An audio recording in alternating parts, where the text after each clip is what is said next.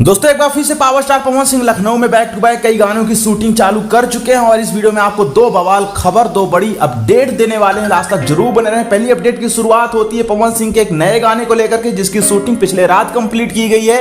पवन सिंह के साथ में इस गाने में नजर आने वाली है नम्रता मल्ला। ये गाना पूरी तरीके से एक आइटम सॉन्ग होने वाला है, रंगदारी टाइप का गाना होगा। गाने की शूटिंग पूरी तरीके से कंप्लीट कर ली गई है। सेट से बहुत सारी तस्वीरें निकल के सामने आई हैं, तो आप लोग अपने स्क्रीन पे देख पा रहे होंगे। और ये गाना आप लोगों के बीच में वायरल भोजपुरी यूट्यूब चैनल के लिए बनाया गया है।